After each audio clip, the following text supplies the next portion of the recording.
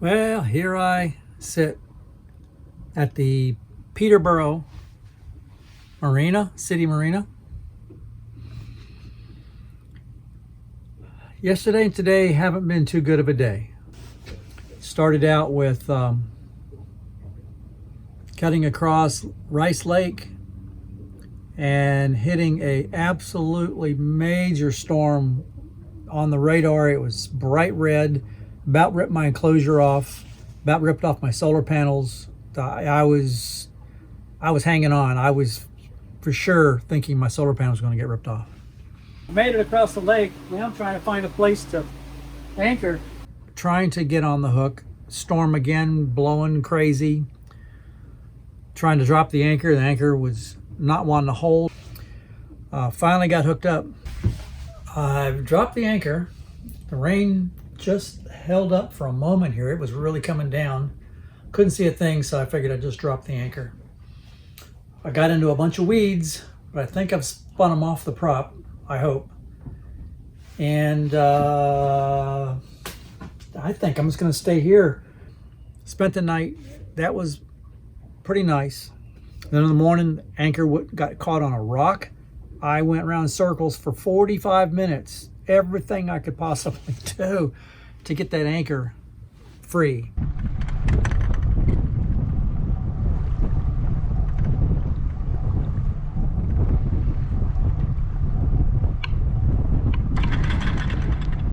Finally, I kind of gave up on it, started doing something else. Let's let the boat drift around. And all of a sudden it popped loose by itself. Then covered with weeds.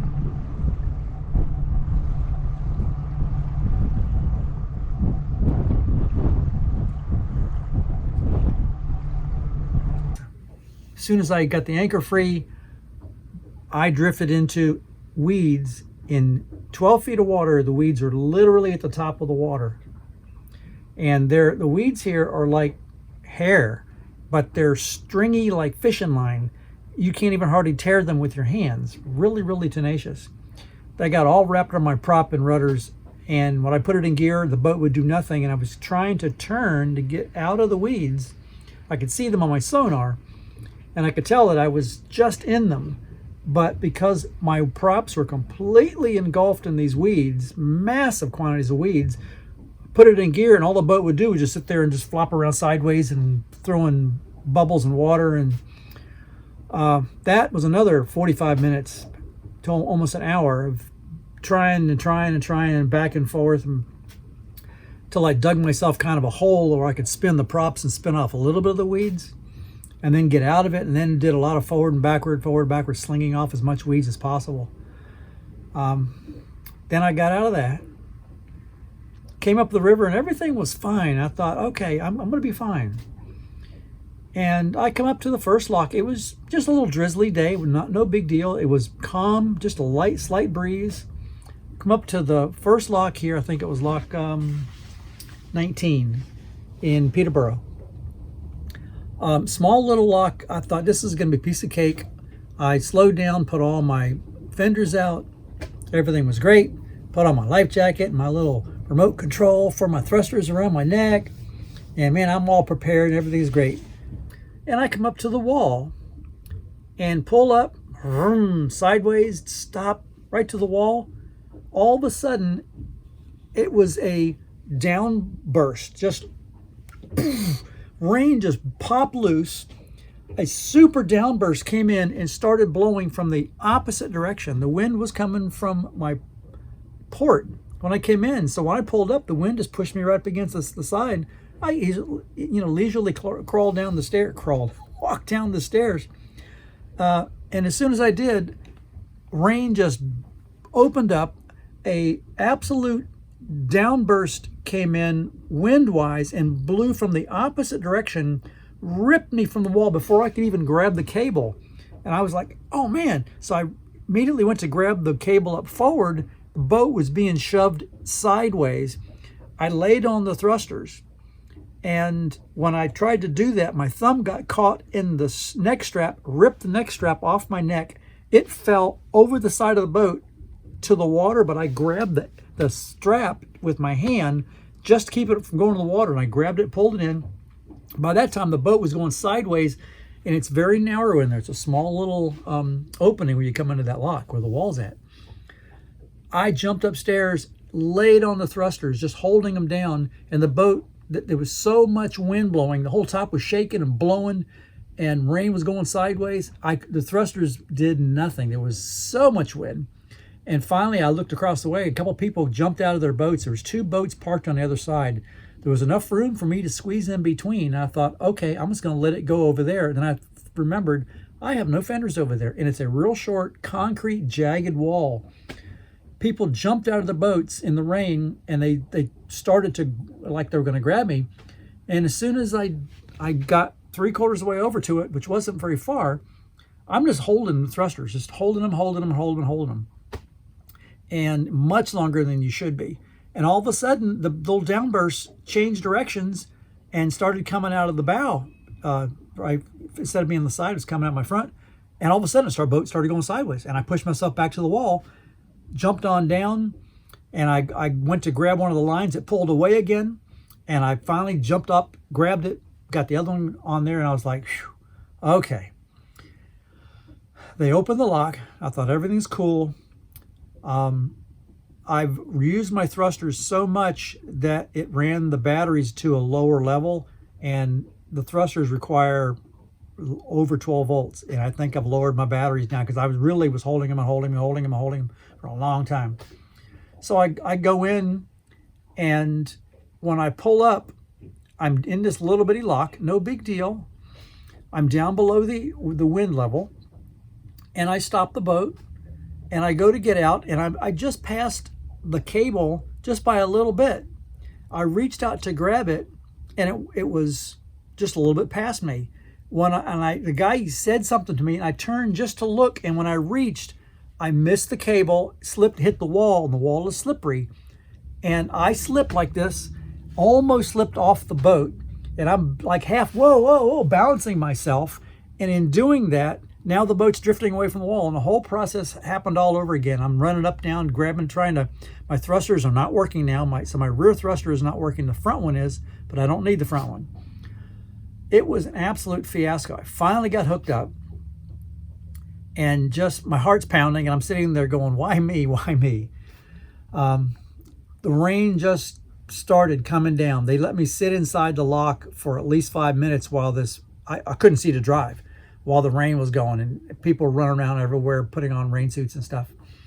Finally, I got out of there, came into the heart of Peterborough, and I'm trying to get to a wall or an anchor location. And people that know this area, I'll show it to you. There's a place right out from this marina that has a giant, huge open area with a fountain. And some people say you can actually anchor there. Started to pull in, and another piece of that storm, there were just these spots coming through of storms, really dark red storms, just not like one big storm, it's just like one small one after another. Again, started coming in, and I couldn't see this marina at all. I knew it was kind of here. Once again, I didn't have the camera rolling when I came in here. Oh my word. So I was coming in, solid rain, couldn't see anything, didn't even know the boats and the marina were here. I was idling in, trying to barely feel my way through. I had my blind stick out front, tapping the water. And finally, I get up in this little marina area here, looking maybe to park against that wall. All of a sudden, I see out of the corner of my eye this girl waving at me, and she screams, "Channel 68." So I come on, and man, the rain stopped. It was awesome. She told me the current was coming this way, and I wanted to back in. As soon as she told me that, I killed my engines, and the boat started flying sideways. So I actually did really good. I spun it back around, let the current slowly take me, and kissed the dock so nicely. Man, what a day this has been.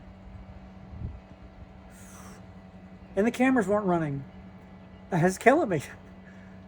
Anyway, I've babbled on enough. It has not been a good day. I'm not in great state of mind. I mean, I'm not going to go blow my boat up or anything, but you know what I'm saying. It's just, it's got to get easier. It's got to get easier. And yeah, it would have been fun to have had the camera on, because you could have seen all the crap that happened and all the terror in my eyes, but I don't know. I'm just gonna kick back here, watch TV, maybe take a ride on the bicycle, and just do nothing for this rest of this day and rest of tomorrow. And then when the wind calms down, I'll go out again and start my adventure. That's the plan. It was a new day and a beautiful sky above. Let's hit the renowned Peterborough Lift-Lock. When I arrived, I pulled over to the side wall and tied up. I wanted to take in this full spectacle that was looming in front of me. Because up until now, I've only heard of people talk about it, but until you see it in person, words just don't do it justice. The Peterborough Lift-Lock is lock number 21 on the Trent Severn Canal. It has dual lifting tubs that raise your boat 65 feet in the air without pumps. The opposite tubs each have a massive, and I mean huge, hydraulic piston that's full of water, and they're connected together at the bottom. Whichever tub is heavier will push down, in turn raising the lighter one. This is controlled by adding 1 foot of water to the upper tub, which is just enough weight to allow the process to occur. As soon as I got all settled at the wall, the green light comes on, telling me proceed to the lower tub. I was about to venture into the grasp of this awesome beast. My heart was pounding and I had butterflies in my stomach. Well, just then, 3 other boats came around the corner. I was anticipating taking this ride by myself, but now I was being joined by 3 other huge motor yachts. Wow! My first lift-lock ride wasn't scary enough. Now it was being compounded by making it my first 4-boat, super tight squeeze locking experience. Holy cow! Exclamation point. And then we began to rise. It was really an eerie feeling, to say the least. 4 huge boats being lifted into the air like it was a carnival ride. Up and up we rose. The wife on the boat next to me said, "Let me know when it's over. I'm scared of heights and I'm not going to look." It was fun and scary all at the same time. We went so darn high, I think we could see Russia from here. Sarah Palin joke. Before we knew it, we were at the top and the front gate was being opened. Out we went. It was an amazing experience. Everybody doing the loop has got to experience it. Awesome, awesome, awesome. So there are 2 other items I need to talk about in this video. One is I think they refer to it as the Trent Canal, even though the whole Trent Severn Waterway is the Trent Canal. This is the stretch that runs between Balsam Lake and Canal Lake, I think it's called, which is right where Lock 36 exits. It's a skinny little canal that appears to be man-made, dug between these 2 lakes. It's very narrow. You do a security call at the beginning that says you are entering this Trent Canal. Any boats that are in the canal, please let me know. And of course, there's boat owners up here that don't have radios, or if they do, they don't turn them on. So it's kind of futile. And you start down it, and there's only really room for 1 big boat. You don't want to pass another big boat in this canal because the sides are completely jagged rocks sticking out. And you can't just like get over to the side without fear of touching the side of your boat. I mean, you can do it if you really, really have to, but the pucker factor is pretty high. So that's one issue. And the other issue is there are certain areas in there that I saw actual depths of 5 foot. You really, really want to stay in the channel. If you get, there's an area that's kind of like an open small little lake. And when I got in there, of course, there were some locals coming through and other boats just flying by you like it was just a highway. And they wouldn't like move out of the way. They're just, boaters. They're just cruising along. So I pulled back on the throttle thinking that I would signify to him to pull back on his throttle so we'd slow past each other. Well, that didn't happen. So when I pulled back on my throttles, the wind caught me and I drifted just at the edge of the channel, not even out of it. I mean, I'm in between two red markers just on the side, and I already felt bump, bump, bump, bump a little bit on a couple of, on my props. So it was a pucker factor canal from Balsam Lake all the way to Lock 36. And there was one spot that two more boats were coming, just blasting through. There was a little bitty wooden dock that I slid over to, and I jumped off and I grabbed a hold of this old rotten woods part of the dock, like it's probably abandoned. Gotta do what you gotta do.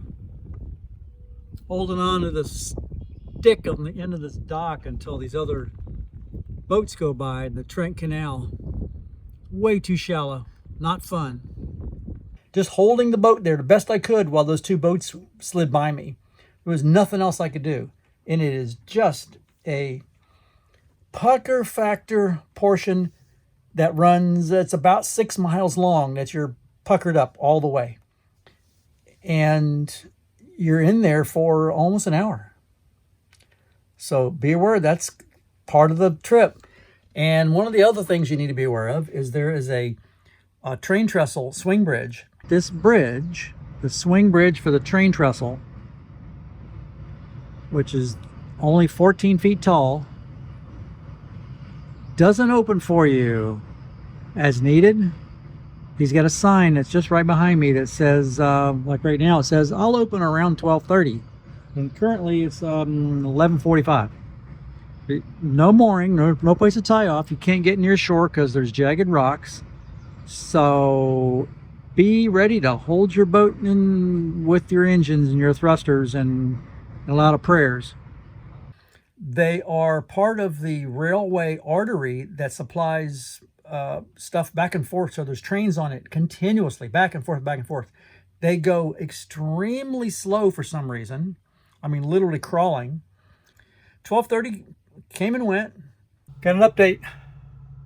Sign said 12:30 is an opening. Now it all of a sudden changed to 1:15. So this is one of the poo-poo places on the Trent Severn. And it's every now and then a gust of wind comes through and you got to play with the throttles and play with the shifters and trying to keep yourself without running into the rocks. So another 45 minutes or so to wait. And 1:15 came and went. 1:15's come and gone. Sign still says 1:15, but they haven't opened the bridge yet.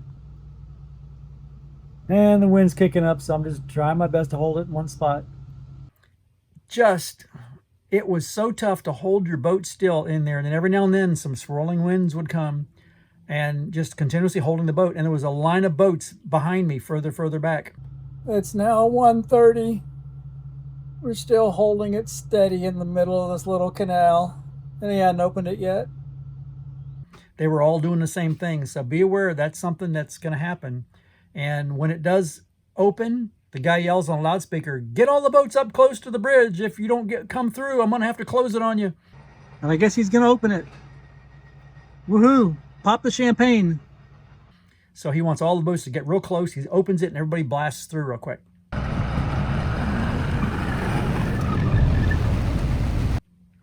That's another pucker factor area with trying to hold the boat still. So I hope you enjoyed this week's episode. I tried to give a little more of the reality of things around the loop that you have to deal with that can be a pain. Everything isn't all peaches and cream. Not that I haven't been doing that, but this one covered a few more items that show you that sometimes you're just not 100% sure what's going to be around the corner. So that's why I wanted to pass along to you. I wish somebody would have told me ahead of time a couple of these items. Anyway, last week's video, I mentioned that I was going to do a rainy day video, maintenance video. And I found out that that wasn't really realistic. The reason is because I started doing, it was actually a rainy day. I started recording some honeydew items around the boat. After 2 or 3 items, I got burned out and realized that the list of items you just can't do in 1 or 2 days. It's going to be a video that encapsulates the stuff you do around a boat during a trip like this.